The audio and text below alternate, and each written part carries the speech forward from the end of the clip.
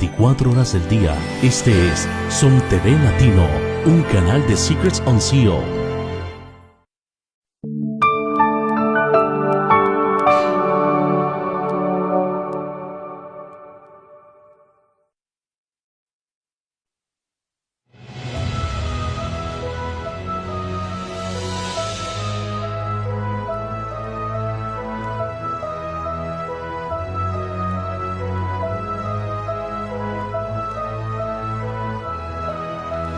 Bienvenidos a este panel de discusión de nuestro simposio Teología de la Última Generación. Estamos muy contentos que han estado participando desde el día de ayer en este maravilloso simposio que nuestro ministerio Secrets Unsealed Som TV Latino ha organizado para ustedes. En este momento, antes de presentar a los panelistas, estamos muy privilegiados de poder tenerlos a cada uno de ellos y de manera especial aquí a nuestro pastor Bor. Antes de comenzar, quiero dejarle el tiempo al pastor Bor, que tiene algunas palabras, y también, después de dar sus palabras, que nos pueda dirigir en la oración inicial. Como no, quiero aprovechar esta oportunidad para agradecer. Agradecerle a todos los panelistas que han venido para estar con nosotros para este congreso o este simposio sobre la última generación. Yo sé que han tenido que sacar prácticamente una semana, incluyendo los viajes, para poder estar con nosotros. Muy agradecidos, y estoy seguro también que los que están viendo la programación también están muy agradecidos. Una expresión de gratitud especial a Daniel Miranda, quien es la que dirige la presentación hispana aquí, las presentaciones hispanas. También hace trabajos en inglés, porque él fue el que en realidad hizo todo el trabajo para que este simposio pudiera ser un éxito. Así que muchas gracias a Pastor Miranda por el buen trabajo que ha hecho. Y ahora voy a tener una oración y entramos de lleno a nuestro tema. Padre Celestial, gracias te damos ahora por el privilegio de responder algunas preguntas que se formulan sobre este tema específico. Pedimos la dirección de tu Santo Espíritu, dirige nuestros pensamientos, abre nuestras bocas para decir lo que está en armonía con tu voluntad.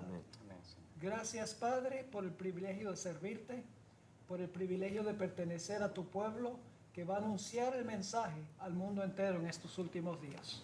Así que bendícenos y acompáñanos. Te lo pedimos en el nombre de Jesús. Amén. Bien, a mi derecha tenemos el extremo derecho al pastor David Salazar, pastor de la Iglesia Hispana de Live Oak en la Florida. Es un gusto tenerlo con nosotros, pastor. También tenemos aquí a mi derecha inmediata a nuestro hermano teólogo José Miguel Alarcón, desde la ciudad de Santiago de Chile, quizá el que ha venido desde más lejos. Bienvenido también, gracias por participar. Aquí a mi izquierda tenemos a nuestro querido hermano David Restrepo, él es presidente de Fundación Las Delicias Colombia. Hermano David. Gracias, Daniel. Y desde luego, como conocen ustedes, a nuestro querido pastor Bor, presidente de este ministerio Secrets Unsealed, también el orador de este ministerio, y soy Daniel Miranda con ustedes. Bien, en este momento vamos a nuestra primera pregunta. Tenemos varias preguntas que queremos responder en ambos paneles, el panel que vamos a tener el día de hoy y el que vamos a tener el día jueves. La primera pregunta, que es como introductoria para colocar el fundamento a todo lo que vamos a estar hablando, ¿es la teología de la última generación algo añadido al adventismo o es parte del adventismo? Y junto con esa pregunta, esta otra pregunta, ¿qué es el adventismo? Esta pregunta es muy importante, nos ha llegado mucho esta pregunta, porque se da la impresión muchas veces que la teología de la última generación simplemente es un side issue, es algo externo o algo ajeno al adventismo, pero en realidad es parte del mensaje adventista. ¿Y qué es el adventismo? ¿Quién le gustaría comenzar? Bueno, tal vez Adelante, yo voy a pastor. romper el hielo. Claro que sí. Tal vez yo voy a romper el hielo aquí. Adelante, pastor. Para soltarle la lengua a todos. La impresión que muchas veces se deja es que la teología de la última generación es algo que apareció recientemente en la historia de la Iglesia Adventista. Pero no apareció recientemente. La oposición a esto apareció recientemente. Como mencioné ayer en mi presentación y otros han mencionado también. La teología de la última generación la presentó Elena de White en múltiples lugares. Cuando el carácter de Cristo sea perfectamente reproducido en su pueblo, vendrá Él a reclamarlos como suyos. En el capítulo sobre el tiempo de angustia, la hermana White también claramente dice que los que pasen por el tiempo de angustia van a ser completamente victoriosos sobre el pecado. Así que no es un agregado al adventismo, en realidad es parte del adventismo, y nos hemos desviado en los últimos años un poco de lo que siempre había creído la Iglesia. Ahora, con eso entonces, esa respuesta concisa y al punto que nos ha dado nuestro querido Pastor Bor, definamos qué es adventismo. Porque si nosotros no tenemos clara nuestra identidad, entonces vamos a tener problema con nuestra misión. ¿Qué es adventismo? ¿Algún versículo que podamos pensar en la Biblia que resuma qué es el adventismo? Y siéntanse libres todos en participar. Bueno, uno puede observar entre muchos textos, Apocalipsis es fundamental. Tenemos Apocalipsis capítulo 12, versículo 17, donde nos coloca justamente el surgimiento del adventismo. Y el adventismo surge como última generación. O sea, ya la vocación apocalíptica indica claramente que nuestra iglesia parte como última generación, de manera que esto no debiera ser extraño, este título. Es extraño actualmente por la situación que nos ha expresado claramente nuestro pastor Bor, pero originalmente, si uno va a la apocalíptica, la iglesia surge y nace como última generación, donde obviamente el enemigo se llena de ira porque este pueblo que levanta, esta última generación, guarda los mandamientos de Dios y tiene el testimonio, el espíritu de profecía. Y por otro lado también tenemos el mensaje de los tres ángeles, que anclava justamente en el capítulo 14, versículo 12, aquí está la paciencia de los santos, si uno va al griego, la resistencia, la perseverancia, digamos, de los santos, los que guardan los mandamientos de Dios y tienen la fe de Jesús. Ahí está el ADN, en el mensaje de los tres ángeles, y que después Ellen White amplió más con los pilares de la iglesia, que es otro tema también olvidado. Entonces, ahí está justamente el adventismo. Entonces, en ese sentido, eso es ser adventista. Ser adventista justamente es tomar la vocación, el llamado que Dios nos hizo, un llamado, digamos, para la última generación, con un mensaje claro, predicar el evangelio eterno. O sea, está claramente delineado en nuestra apocalíptica. En nuestra escatología adventista está claramente expresado qué es ser adventista. Entonces, el desafío está, obviamente, de conectar eso con lo que hemos estado estudiando acá, con el tema de la salvación. Y ahí está justamente la desconexión y ese es el desafío. Eso yo diría en primer término, no como agregado también a lo que dijo nuestro pastor Bor. Tal vez, Daniel, quizás el versículo, mencionando un versículo clave y para mí importantísimo para entender ese aspecto del adventismo y última generación, es el versículo que conocemos en Apocalipsis 12:17, donde menciona que el dragón se enfureció contra la mujer y se fue a hacer guerra contra el remanente. Es decir, aquí establece la Biblia mismo el concepto de una generación final, una última generación, y los describe, son aquellos que guardan, los cuales, el remanente, guardan los mandamientos de Dios y tienen el testimonio de Jesucristo, que entendemos es el espíritu de profecía. Entonces, es muy claro y definido que el adventismo es justamente esta última generación y entendemos de que este adventismo, por supuesto, estamos predicando el advenimiento de Jesucristo, visible. Somos adventistas del séptimo día porque guardamos los mandamientos de Dios, creemos en la ley total, ¿no? Los 10 mandamientos, y define justamente la palabra como este pueblo final que estará presente en la última etapa del conflicto entre el bien y el mal. Muy interesante. ¿Alguien más? Muchas gracias. En Apocalipsis, el capítulo 12, tenemos una trayectoria de eventos en orden cronológico. Empieza en realidad con la iglesia del Antiguo Testamento, porque la mujer que tiene al niño tiene que ser la iglesia del Antiguo Testamento, porque la mujer existía antes que el bebé. Tenemos el nacimiento de Jesús. Tenemos la ascensión de Jesús, fue arrebatado a Dios y a su trono. Luego tenemos los 1260 años. Y poco antes de terminar los 1260 años tiene uno la tierra que ayuda a la mujer, el territorio de los Estados Unidos. Y luego el último versículo del capítulo es el 17. O sea, está hablando del remanente final, porque después de eso termina la estructura del capítulo. Y en realidad estoy en 100% de acuerdo con el hermano Alarcón, y es que lo que distingue a la iglesia adventista es el mensaje de la iglesia adventista. Y claro, nuestro nombre, Adventista del Séptimo Día, en realidad presenta dos grandes puntales. El primer puntal es el sábado, séptimo día. Y el segundo puntal es Adventista. Creemos en la segunda venida. Creemos en un comienzo sobrenatural y en un fin sobrenatural. Y claro, todas las otras doctrinas se presentan dentro de esa estructura básica. O sea que podríamos rescatar de todo lo que cada uno de ustedes han dicho, que el pueblo adventista es un movimiento profético, que Dios ha levantado con una misión especial para cumplir en los últimos días de la historia de esta tierra. Así que el contexto en el cual surge la iglesia adventista es un contexto escatológico importantísimo, con una misión única y un mensaje único. Bueno, ahí nos faltaba el capítulo 10, que es fundamental, que nos Correcto, coloca el total. contexto histórico del surgimiento, y justamente ahí coloca las credenciales proféticas. Ajá. Profética y también un sentido de urgencia, que después esto ya no hay nada más. Entonces hay que apurarse, hay que apresurar. Bueno, el concepto de apresuramiento, aceleramiento, está también implícito en esa parte del mensaje de Apocalipsis capítulo 10. Entonces, en realidad la apocalíptica, tenemos nosotros los instrumentos, se ha estudiado ese tema a nivel de iglesia, pero falta hacer esas conexiones y recuperar justamente la esencia del mensaje. Amén. Bien, ¿algo más? Ahora, la segunda pregunta que tenía acá, pues se ha respondido, así que voy a saltarme a la pregunta número 3.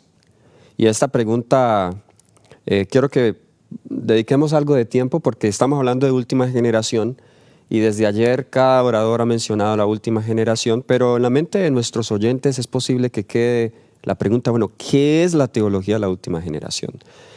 ¿Por qué ese nombre? ¿Qué se caracteriza? ¿Qué se diferencia de otras enseñanzas? Así que a alguien le gustaría definir, si es posible con la Biblia, con sus propias palabras, ¿qué es la teología de la última generación? Bueno, no me gusta hablar tanto porque en realidad yo soy de aquí. Queremos que los invitados sean los que hablen primordialmente. Pero en realidad la última generación, podríamos decir en un sentido general, surge cuando surge la iglesia adventista, la iglesia remanente. Pero nuestro simposio tiene que ver mayormente con los que van a vivir al mero final de la historia. Exacto. Cuando se cierra la puerta de la gracia, que todavía no se ha cerrado. No sabemos si nosotros vamos a estar vivos durante ese tiempo. Todas las señales indican que todo se está desencadenando rápidamente. Pero el simposio tiene que ver con si hay un grupo al final de la historia que va a vencer completamente el pecado y que no va a necesitar intercesor durante el periodo del tiempo de angustia. Ese es el enfoque. Pero en términos del mensaje, en realidad la última generación es cuando Dios restaura toda la verdad al final de la historia a partir del surgimiento de la iglesia remanente, de la iglesia adventista del séptimo día, en la década de los 40 y 50, 1840, 1850 y sucesivamente. Me gusta mucho esa perspectiva del pastor Bohr porque de manera amplia o general, la iglesia adventista, la iglesia remanente de 1844 es la última iglesia. En ese sentido es la última generación, pero un grupo especial que menciona el libro de Apocalipsis que pasará por el tiempo de angustia. Este simposio nos estamos concentrando en ese grupo de personas que vivirán cuando los últimos eventos proféticos se cumplan previos a la venida de Cristo Jesús. ¿Alguien más le gustaría agregar un poco a qué es la teología de la última generación? Bueno, tal vez podemos tal vez añadir o complementar lo que acaba de mencionar Pastor Bor y tu persona, con este concepto que se presenta en Apocalipsis 22, versículos 12 en adelante, donde habla y hace hincapié Jesucristo diciendo: he aquí yo vengo pronto, y mi galardón conmigo para recompensar a cada uno según fuere su obra. Yo soy el alfa y el omega, el principio y el fin, el primero y el postrero. Bienaventurados los que guardan sus mandamientos para poder tener derecho al árbol de la vida y poder entrar por las puertas en la ciudad. Y termina diciendo: mas los perros estarán afuera, y los hechiceros, y los disolutos, y los homicidas, y los idólatras, y cualquiera que ama y hace mentira. En cierto sentido, el énfasis de este simposio es enfocarnos en este aspecto. ¿Cómo podemos cumplir este propósito que Cristo invita a esta iglesia, a su última iglesia, ¿no es cierto? Participar de el momento en el cual Él termina su obra de juicio y entonces puede venir a dar a cada uno según sea su obra. El aspecto del énfasis que queremos o que por el cual estamos aquí es para tratar de comprender cómo la última generación puede participar de esa experiencia, poder realmente estar delante del Señor cuando no hay intercesor. Cómo podemos, como pueblo, cumplir la labor y el propósito por el cual estableció su iglesia. El Señor no estableció su iglesia simplemente para cumplir con un tiempo, sino realmente que tengan un propósito de culminar la obra, y especialmente la obra que Él está haciendo en el santuario celestial, la intercesión. Entonces, claro, ya mencioné el teólogo Alarcón sobre cómo es de la doctrina adventista. Realmente es teología de última generación, toda la doctrina nuestra. O sea, no podemos decidir que la teología es únicamente 2 o 3 elementos. Abarca toda nuestra identidad adventista. Negar este concepto es negar el adventismo. Entonces, están ligadas. Yo pienso que quien tiene esta pregunta de qué es la última generación, es simplemente la doctrina adventista y la preparación del pueblo final para poder estar no en engaño, no en una mentira, ni practicar la mentira, sino practicar la verdad y guardar su palabra y su ley a través de Cristo. Amén. ¿Alguien más quisiera aportar algo? Quizás agregar el tema fundamental, que a veces se caminan por vías separadas, la misión y la salvación. Entonces, hay declaraciones que a nivel de evangelismo se aceptan, ejemplo, acelerar la venida. Hay evangelistas connotados de nuestra iglesia que lo usan justamente, que esa es la condicionante. Si no evangelizamos, si no avanzamos, Cristo no va a venir. Sin embargo, cuando se va al plano salvífico o el tema de la salvación, obviamente no se hace esa conexión. Y es fundamental, pues no podemos cumplir la misión si no tenemos clara la salvación. Ese es un aspecto muy importante. Entonces, la escatología no va a avanzar, no vamos a acelerar, porque nuestra escatología tenemos un acelerador, y el acelerador tiene que ver con nuestro carácter. El carácter del pueblo de Dios. Claro, ese es el acelerante, pero esa obra la hace Cristo y está esperando justamente generar ese elemento en nosotros para que se cumplan sus propósitos, y entonces el pueblo de Dios el Señor lo pueda capacitar para poder pasar a la traslación, porque ese es el objetivo. Tenemos que estar, o sea, el objetivo de la iglesia, la misión de la iglesia es preparar al mundo para la traslación. Y si no estamos apuntando en esa dirección, no estamos cumpliendo nuestra misión. O sea, la teología de la última generación entonces tiene un foco netamente misionero, pero un enfoque misionero, digamos, que depende de los otros componentes anteriores. Depende de la salvación, depende de un buen concepto del pecado, depende de la cristología, que es lo que ha estado tratando nuestro. Entonces, todos esos componentes, esa comprensión nos van a permitir entonces tener una preparación adecuada, obviamente, para enfrentar el último momento. Obviamente, nuestra teología no es regresiva, apunta hacia adelante, por eso última generación, tal bien como lo decía nuestro pastor Bor. El énfasis está hacia adelante, no hacia atrás. Lo de atrás obviamente nos da el puntal, nos da la motivación, nos da, digamos, los fundamentos, pero estamos apuntando hacia adelante, y la teología de la última generación en ese sentido no es regresiva, sino futurista en ese sentido. Parte y está apuntando justamente a que eso se pueda materializar en nuestro pueblo, y esa es la esperanza que ha sido, no de unos pocos, esto a través de la historia siempre ha estado esta inquietud. Por eso el fenómeno teológico para algunos de la última generación no es algo aislado, sino que a través de la historia ha estado la inquietud de varios referentes. Lamentablemente muchos de ellos han bajado al descanso y no han visto eso todavía. Y ahí está el desafío: ¿será nuestra generación la que obviamente va a ver eso completado. Bueno, ahí, bueno, el desafío nos gustaría a todos, sin duda. Y eso es el objetivo. Entonces, la teología de la última generación no solamente es una reflexión teológica, sino nos apunta a una dirección práctica, ¿no? Prepararnos, darnos los instrumentos, porque estamos en el proceso del sellamiento y tenemos que llegar justamente a ser sellado. Ese es el objetivo. El objetivo no es la segunda venida, eso es consecuencia. Nuestro objetivo justamente tiene que ver prepararnos para el sellamiento. Y todos esos componentes, entonces, la última generación los toma, los ha articulado a través del tiempo y desde siempre, porque ya se ha hablado que no es un fenómeno nuevo. La iglesia nace, digamos, con esta convicción, solo que después el enemigo se encargó de que como iglesia perdiéramos la brújula y por eso estamos como estamos. Bueno, eso. Muy interesante ese concepto. Cuando vamos al Antiguo Testamento, nosotros vemos que cuando Dios separa a Israel, antes de la primera misión que le da o el objetivo por el cual Dios separa a Israel como su pueblo peculiar es para que fuese una nación santa.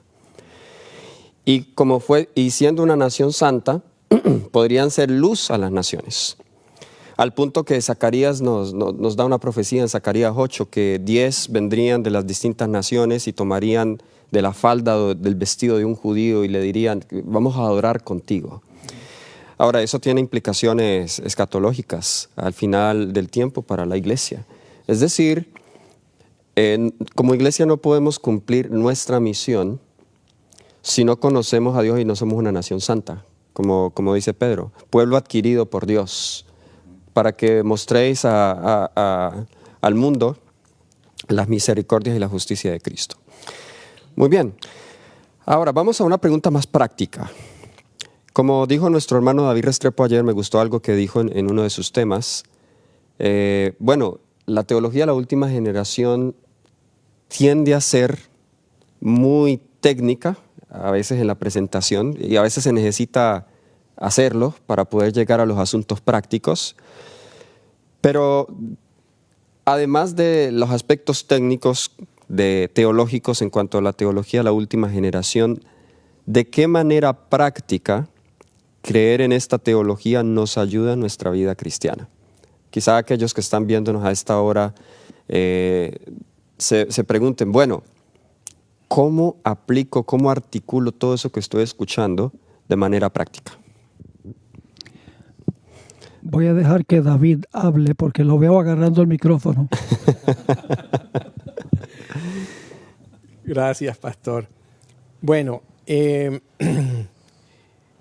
mensaje adventista en su integridad está diseñado por el Señor para prepararnos para ser la generación última. Y por eso vemos que el Señor nos da la bendición del espíritu de profecía. Y en cada etapa, en cada dispensación, Dios ha tenido un mensajero. Cuando el Señor decide destruir el mundo antidiluviano, levanta un mensajero, Noé. Cuando el Señor decide sacar a su pueblo de Egipto, levanta un mensajero, Moisés. Y así sucesivamente podemos ver que a través de la historia Dios siempre ha tenido un mensajero con un mensaje específico para ese momento. Jesús vino, Juan el Bautista. Y entonces Jesús pasa, ¿verdad?, del lugar santo al santísimo y entramos en la última fase de su ministerio y Dios levanta un mensajero, una mensajera, Elena G. de White, con un mensaje para prepararnos para esa última fase de la historia del conflicto entre el bien y el mal. Y es un mensaje completo, muy práctico, porque nos lleva a un mensaje que tiene que ver con nuestro estilo de vida. Y ese estilo de vida nos prepara para todo lo que involucra, todo lo que está implicado en la teología de la última generación. Y por eso la gente dice reforma pro salud, pero si Martín Lutero va a estar en el cielo y él comió cerdo. Sí, pero Martín Lutero no era de la última generación. El mensaje del campo. Y la gente dice, no, pero es que eso es bueno, pero no es necesario. Pero la integridad del mensaje adventista tiene una finalidad y es prepararnos de manera práctica para poder tener ese carácter que tiene unas especificaciones muy particulares para este tiempo. Muchas gracias por esa respuesta, hermano David. Pastor Bor tenía algo que decir también. Siempre me ha molestado un poco cuando la gente dice lo que necesitamos es práctica, no teoría. ¿Qué sería un médico practicando sin teoría? Nuestro mensaje práctico se basa en la teología. Correcto. Voy a dar un ejemplo. ¿Tiene algún efecto la forma como uno cree de la naturaleza de Cristo? ¿Tiene algún impacto práctico? Claro. Porque si uno cree que Jesús tenía una naturaleza como la de Adán antes de la transgresión, el resultado es que en la práctica nosotros decimos, yo nunca puedo alcanzar el nivel que alcanzó Jesús. Pero si yo digo que Jesús tuvo la naturaleza de Adán después de la transgresión, aunque regenerada, entonces sí es posible seguir el ejemplo de Jesús. Entonces, todos estos asuntos que nosotros estamos hablando parecen ser académicos, pero uno necesita pensar qué impacto práctico tiene el creer de una manera o de otra manera. Correcto. Así que no es teoría o práctica, sino que es teoría puesto en la práctica. Amén.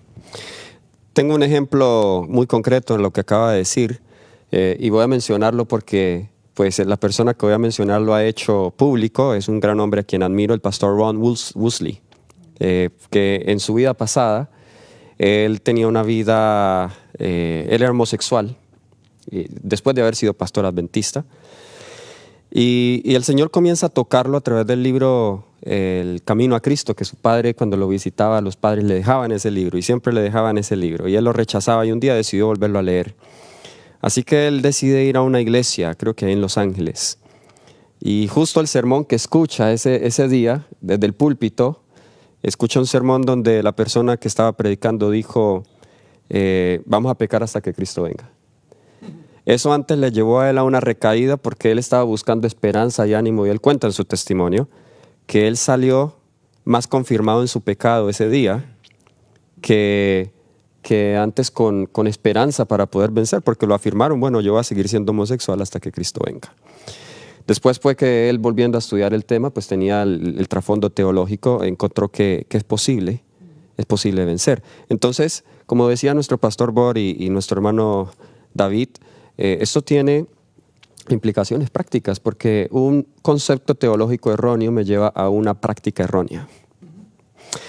Muy bien, ¿algunos otros aportes que tengamos? Ahora, esta pregunta la he incluido porque primero voy a hacer un comentario y luego leo la pregunta. Muchas personas al escuchar esto, y nunca lo han escuchado antes, pues experimentan sentimientos encontrados. Algunos de los sentimientos que pueden experimentar es: mi pastor me ha estado engañando todo el tiempo. La iglesia no está predicando la verdad. ¿Qué consejo? Aquí está la pregunta. ¿Qué consejo práctico podemos dar a alguien que escucha que desde el púlpito, desde un salón de clases, enseña un mensaje evangélico? O a alguien que está apenas aprendiendo esto por primera vez y contrasta lo que está escuchando desde su pastor o desde su profesor. ¿Qué consejo práctico? Porque la idea no es que ahora creamos animosidad con nuestros líderes. ¿Cómo manejar esa situación en nuestras iglesias con alguien que quizá crea contrario? O aún los que nos están viendo desde los seminarios teológicos y escucha algún profesor diciendo algo contrario. ¿Cómo podemos manejarlo? Pastor Bor. Bueno, hay que seguir el consejo bíblico y hablar con la persona primero. Muy bien. O sea, no echarle tierra detrás de la espalda, sino si oímos un sermón, algo en un sermón que no creemos estar en armonía con la Biblia, pues vamos y hablamos con la persona. Y le damos un DVD de este simposio para que pueda ver el asunto desde otra perspectiva. Pero no descartemos a una persona que podría enseñar o predicar eso, porque lo lamentable es que la iglesia ha cambiado su cristología y la vasta mayoría de los profesores de hoy en día y de los laicos de hoy en día ni siquiera lo saben. No lo saben porque ese cambio se hizo hace décadas. La mayoría de los que están en la obra ahora son nuevos, desconocen la historia. Correcto. Y por lo tanto tal vez pecan por ignorancia más bien que adrede. Entonces tenemos que trabajar con ellos, tenemos Así que es. hacerle preguntas, dialogar con ellos personalmente y tal vez así podemos ganar a alguien más bien que echándole tierra y entonces la cosa se pone fea y no beneficia ni a la persona que escuchó el tema ni a la persona que predicó el tema tampoco. Amén. Añadiendo lo que el Pastor Bor dice, que es muy sabio, por supuesto, creo que tenemos que partir del principio de humildad, en el sentido de que la verdad tiene que resplandecer por precepto y testimonio. A veces nosotros somos muy fáciles de atacar o condenar a alguien, como dice el pastor, porque puede ser ignorancia del predicador, del maestro o el profesor. Y nuestra labor es ir en el Espíritu de Cristo con la paciencia, la tolerancia, con el amor y presentarles la necesidad tal vez de ellos aprender, de escuchar. Y si ellos ven en uno, ¿no es cierto?, que tiene esa humildad, va a desarmar quizás algún tipo de barrera. Y el ideal del Señor es despertar justamente a su iglesia. Si el que nos ve, ha mirado, está escuchando, quien nos está observando este simposio, despierta y se da cuenta de que tal vez esta es la palabra de Dios que predica y habla su vida. La labor nuestra es hacer lo mismo en ese espíritu de humildad y mansedumbre y buscar que otros conozcan y aprendan. Entonces, simplemente apelar a esto, ¿no? A veces también, si es que vemos que hay lugares donde se cierra la puerta, se niega, ¿no? Hay que orar por ellos. Cristo a los samaritanos que lo rechazaron, Cristo no les dijo a sus discípulos, está bien, lo que quieren que es que se caiga fuego del cielo, hagamos. No, al contrario, no, al contrario. O sea, busquemos el amor de Dios, o sea, busquemos orar por ellos, oremos con ese ímpetu de que el Señor despierte la conciencia de estas personas y puedan aceptar la verdad, ¿no? Eso es la verdad, como debemos actuar. Hay una reflexión, bueno, de esto podríamos decir mucho, pero en todos los intentos que han habido de reavivamiento y reforma dentro de nuestra iglesia, la mayoría de esos intentos han sido estropeados, y utilizo esa palabra, por el espíritu no cristiano que se ha manejado al momento de defender la verdad. Creo que Minneapolis, más que muchas veces pensamos en Minneapolis como el mensaje de 1888, pero Minneapolis tiene otras lecciones para nosotros. El espíritu que ambos lados manejaron al momento de aclarar sus diferencias. Por un lado estaba el grupo de Butler y Uriah Smith, quienes fueron duros contra los más jóvenes, Waggoner y Jones, pero por el otro lado también tenemos a Waggoner y a Jones. Jones en una ocasión, hablando de uno de los 10 cuernos de la bestia de Daniel 7, dijo, no me culpen a mí por la ignorancia de Uriah Smith.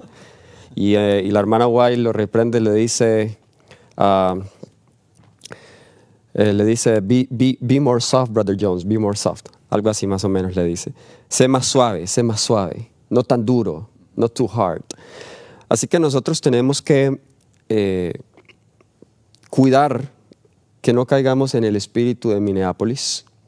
Yo creo que si de ambos lados nosotros buscáramos llegar a un acuerdo o tratar de buscar armonía en estos puntos con un mejor espíritu, quizá pudiésemos avanzar mucho más en esta obra de reforma.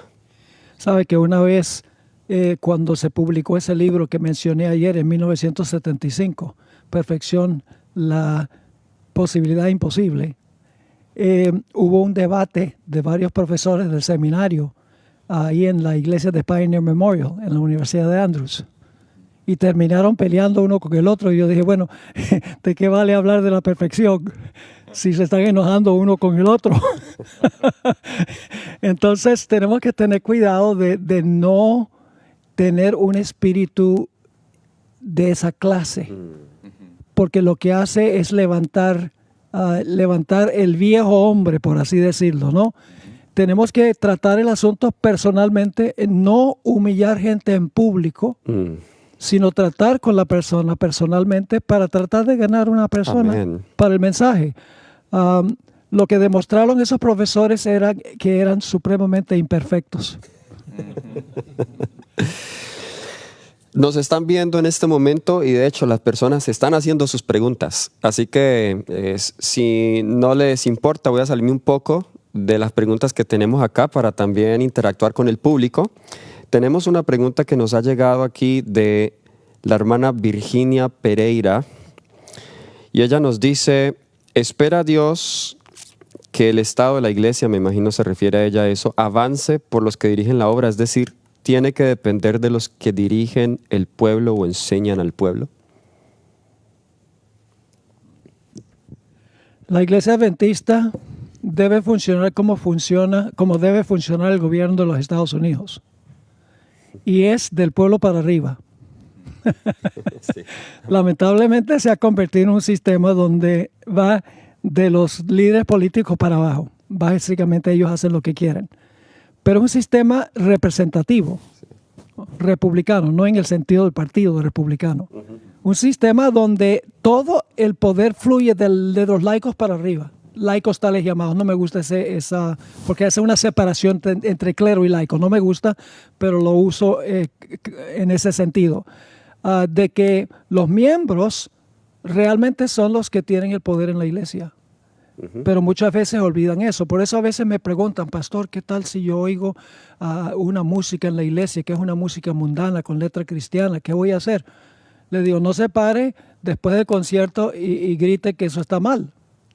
Lo que tiene que hacer es ir y hablar con ellos y hablar con el pastor y hablar con la junta de la iglesia para expresar sus sentimientos en cuanto a eso. Porque los laicos tienen el derecho de hablar y tienen el derecho de ver que la obra funcione como debe funcionar. Muy bien. Ahora, agregaría también acá que aun aunque los líderes no estén haciendo las cosas correctas, nuestra mirada debe estar puesta en Jesús y no en los líderes. Es decir, he escuchado, y más esto en el lado más conservador, que no van a cierta iglesia porque los líderes pues simplemente son malos y pues no se sienten alimentados espiritualmente. Y uno entiende la necesidad espiritual de la hermandad, eso tiene cierta validez, pero a la vez no debemos depender que el líder me alimente. Yo mismo debo alimentarme de la palabra de Dios y saber la voluntad de Dios por mí mismo, porque pues la promesa de la Biblia, de las Escrituras, es que nadie le dirá a su compañero conoce al Señor, porque cada uno le conocerá. Quizás agregando o contextualizando, bueno, yo vengo de la división sudamericana y ahí, digamos, es otra cultura administrativa. Entonces yo creo que es importante conocer dónde uno está y sobre esos códigos entonces uno tratar de buscar la manera de no generar conflictos innecesarios.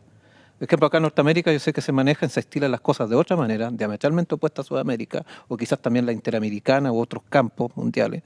Y es importante saber, entonces, el caso personal, el sistema de Sudamérica es presidencialista. Pastores, todo aspecto, si no está el cura, no hay misa. La frase típica de Sudamérica. Entonces, es muy importante respetar a nuestros pastores. La idea no es atacar, y también no hemos venido con ese objetivo. Merecen el respeto, y lo personal, yo siempre he respetado a los pastores y pertenezco a una iglesia, me someto, digamos, a la organización donde estamos. Yo creo que eso es importante, dar testimonio, no andar generando circunstancias innecesarias. Lo importante, digamos, ¿dónde está el límite? Cuando llegan a mi conciencia. Ahí está. O sea, es necesario obedecer a Dios antes que a los hombres, pero mientras tanto, como dice el apóstol Pablo, uno tiene que ser obediente a las autoridades donde estamos. No solamente políticas o policiales, sino también eclesiásticas, donde estamos. Yo creo que eso es quizás lo que cuesta. O sea, ahí hay que manejarse con mucha sabiduría, yo creo, con mucha prudencia, no ir más allá de lo necesario, manejarse con mucho cuidado. A veces no es necesario hablar, a veces es necesario corregir. Hay momentos, yo lo digo por experiencia, siempre hay un momento para hablar. Siempre hay un momento para clarificar las cosas y todo tiene su tiempo. Y tal como se señalaba anteriormente, hay muchas personas que se oponen al mensaje por ignorancia.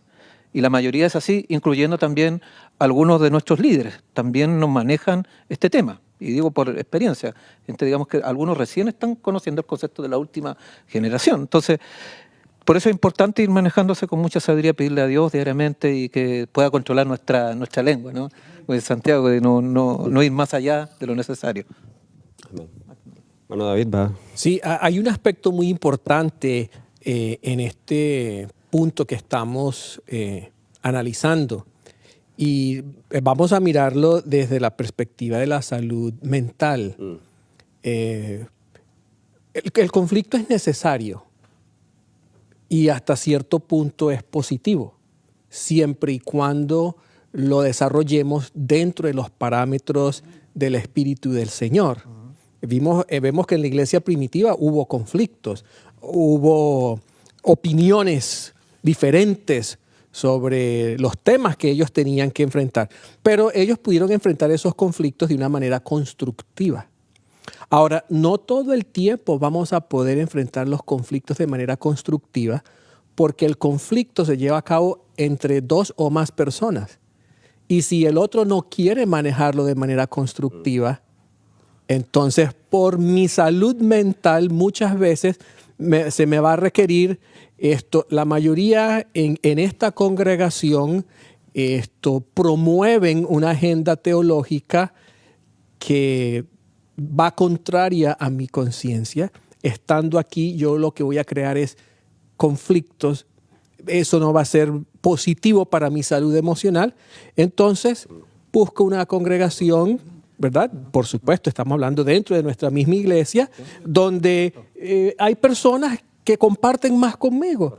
Y de esa manera solucionamos, pero seguimos creciendo, seguimos creciendo. Y eso es muy importante porque hay personas que permanecen en un lugar donde constantemente son maltratados psicológicamente, reciben abuso espiritual desde el púlpito ok, sí, bienaventurados los que son perseguidos, pero hay una cantidad de persecución que podemos aguantar y no sentir que eso comienza a afectar nuestra capacidad de poder crecer en Cristo. Entonces, eso es muy importante. Y Jesús lo enseñó cuando le dijo a sus discípulos, si llegan a una ciudad, a una localidad, y allí los rechazan, no quieren escuchar el mensaje, Jesús dijo, sacudan el polvo de sus pies y avancen. Entonces, sacudir el polvo no significa ustedes están perdidos, ya no hay esperanza para ustedes. No significa yo necesito avanzar a otro espacio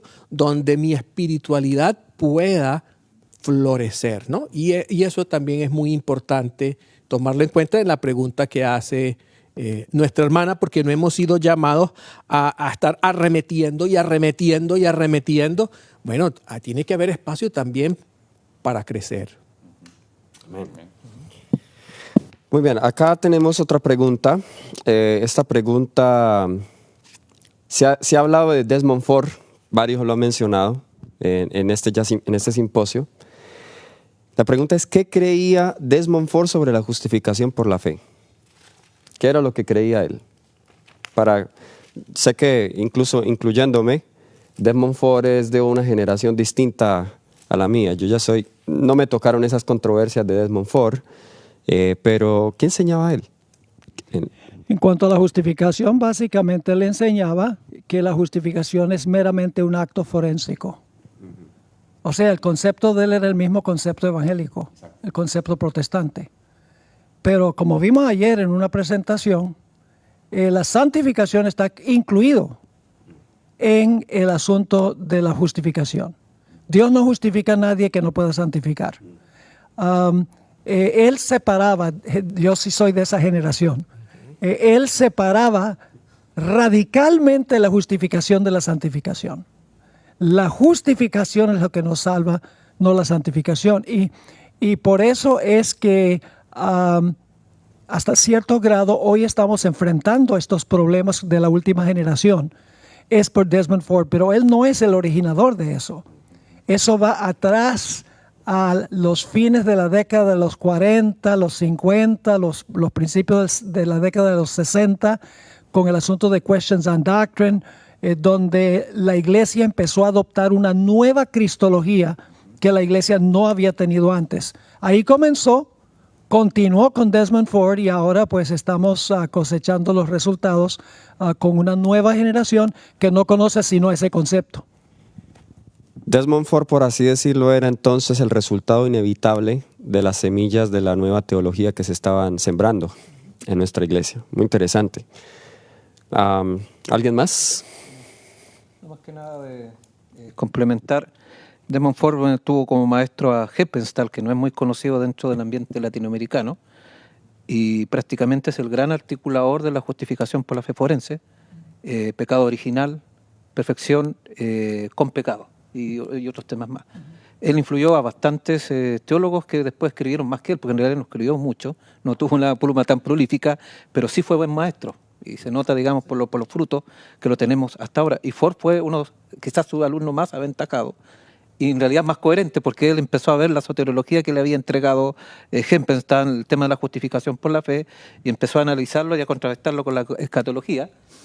Y en realidad se dio cuenta, esto no encaja Ellen White, no encaja juicio investigador, y entonces algo tengo que hacer. O sigo, digamos, con esta incoherencia teológica, o tomo una medida y soy coherente. Optó por la coherencia teológica, y justamente, ¿qué es lo que hace? Obviamente abandona las ideas de la escatología adventista. Y por eso fue sancionado. Pero en el fondo él fue coherente porque ya en ese momento los que lo sancionaron tenían la misma soteriología. Ese es el tema. Entonces, en ese sentido, uno podría decir que el juicio, como se le llama, ¿no?, en Glacier View no fue tan justo desde esa perspectiva, porque el hombre fue honesto intelectualmente hablando, aunque espiritualmente no entendía, digamos, los aspectos fundamentales de lo que era el adventismo. Bueno, y ahí tenemos después Morris Benden, otro, digamos, que divulgó justamente, y lo menciono porque allá en Latinoamérica y en Sudamérica fue muy conocido, esa misma idea forense que vienen de Ford, porque Ford, en realidad se habla de Ford nomás como un apóstata allá en Sudamérica, pero en el fondo sus ideas también fueron regadas, propagadas también por Sudamérica. Así que, entonces no es algo tan lejano a nosotros, a pesar que el nombre no sea tan contemporáneo. Cuando yo estaba estudiando en una escuela secundaria en Wisconsin, una escuela adventista, mi educación secundaria, después que terminé fui a Andrews, mi papá fue a sacar su maestría. Y en ese tiempo estaba enseñando en el seminario Edward Heppenstall. Y mi papá tomó varias clases con él y quedó muy impactado, o sea, muy impresionado. Antes de morir mi papá, que murió hace unos 3 años, él me dejó todas las notas que él tomó en todas las clases en el seminario. Todavía las tengo.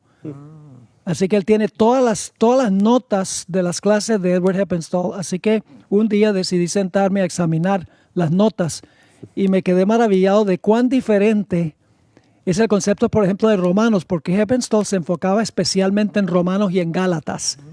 Cómo ese concepto es un reflejo de la teología evangélica protestante completamente. Se desprecia o se deprecia, debo decir, no se desprecia, pero se deprecia la santificación versus la justificación. Y por esa razón la idea de tener una generación final que vence el pecado, para ellos no es algo importante, porque vamos a tener una naturaleza pecaminosa que peca hasta que el Señor Jesucristo venga y la justicia de Cristo lo va a cubrir todo. Últimamente ese es el concepto. Interesante, sí. Bien, saludamos al hermano Guillermo Silva, que nos ha mandado una pregunta acá. Nos quedan ya unos pocos minutos, así que vamos a ser puntuales en esa respuesta. Dice, en un sentido literal, ¿cuándo comienza y termina una generación? Parece ser que para nuestro hermano la palabra generación, él quiere saber cuándo comienza bíblicamente, quizá, cuando hablamos de una generación, ¿qué consideramos nosotros una generación? Bueno, cuando hablamos de la generación final, no estamos hablando de la palabra generación como se usa en la Biblia, que es más o menos unos 40 años, creo yo, aunque hay variaciones. Cuando hablamos de la generación final, sencillamente estamos hablando de un segmento de tiempo de los que vivirán durante el tiempo de angustia. La palabra generación sencillamente significa el último grupo, que va a vivir en este mundo cuando se cierra la puerta de la gracia. Así que la palabra generación en la Biblia es flexible. No siempre significa 40 años. A veces tiene que ver con más tiempo. A veces tiene que ver con menos tiempo. Muy bien, muchas gracias. Bueno, creo que ha respondido muy bien a la pregunta. Una última pregunta que nos llegó acá también de nuestros televidentes. A Mauri González dice, ¿es el mensaje de 1888 el consejo del testigo fiel a la Odisea que provoca el zarandeo? Voy a volver a leer la pregunta. ¿Es el mensaje de 1888 el consejo del testigo fiel a la Odisea que provoca el zarandeo?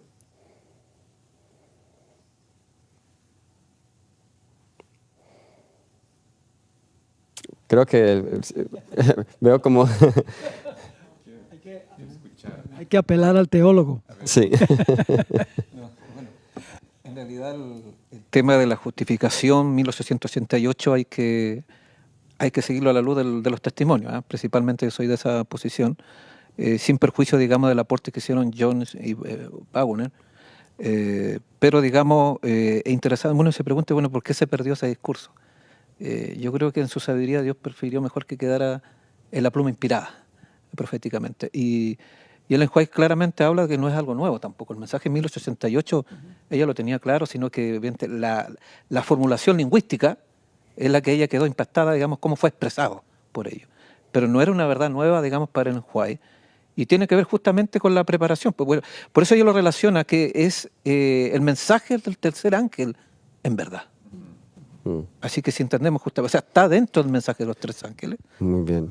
Dentro de los pilares del adventismo. Es parte del ADN, entonces no es algo nuevo en sí, en la formulación, ¿sí? No es una cosa, a lo mejor, bueno, yo he visto también ciertos grupos que andan buscando elementos que están fuera quizás de los aspectos revelacionales, y como ya buscando un cierto misticismo de 1888, ¿no? 1888 no era, ella dice, y se manifiesta esa justificación en la observancia a los mandamientos de Dios. O sea, en otras palabras, la ley de Dios no es que Ellen White la haya sacado, o 1888, ya no hablemos más de la ley, no está diciendo eso.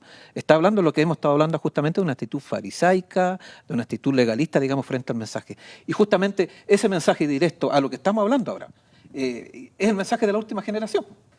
Porque obviamente genera una confrontación, genera decisiones, mueve el piso todo, digamos, y eso es lo que está, bueno, este seminario y este simposio está moviendo el piso, yo he visto algunos coletazos por ahí, eso siempre genera un encuentro de esta naturaleza, porque es un mensaje claro, distinto y que apunta junto a la transformación. O sea que en ese sentido, no yéndonos tanto regresivamente, sino a lo que apunta, porque hay dos posiciones, o quedarnos anclados en 1888, o ir en la dirección de la última generación que apunta justamente a lo que decía nuestro pastor Bohr, al sellamiento, al tiempo de angustia. Yo creo que en ese sentido, ese mensaje, digamos, estaba apuntando originalmente.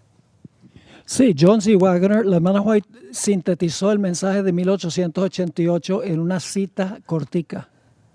Es la fe en Cristo como nuestra seguridad, nuestro surety en inglés, que se manifiesta, como mencionaba, se manifiesta en la obediencia a todos los mandamientos de Dios. Es decir, la justificación en un sentido nos salva, pero la justificación cuando es genuina nos lleva a vivir una vida santificada. Así que Jones y Wagner no enseñaron una justificación forense.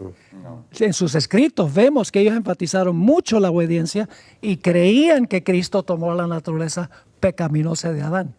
Así que ellos enseñaron en 1888 lo que nosotros estamos enseñando aquí en el simposio. Entonces, la relación del consejo del testigo fiel a la Odisea, que es el mensaje a la Odisea, ese mensaje tiene el propósito de mostrar la necesidad de la iglesia para que busque la justicia de Cristo. Pues uno de los remedios es vestiduras blancas para que te vistas y no se vea tu desnudez. Y ahí vemos el mensaje de justificación por la fe. Bien, nuestro tiempo está llegando ya al final. Tenemos más preguntas aquí. Si usted tiene alguna pregunta que no ha sido respondida, les animamos a que pueda enviarlo a través de nuestras redes sociales o también a través de nuestro correo tv@zoomtv.org, que es el mismo correo que usamos para el programa de Me Gustaría Saber. Dios les bendiga. Continuaremos en unos pocos minutos con la siguiente presentación. Nos vemos pronto. Dios les guarde y manténganse conectados a este simposio. Bendiciones.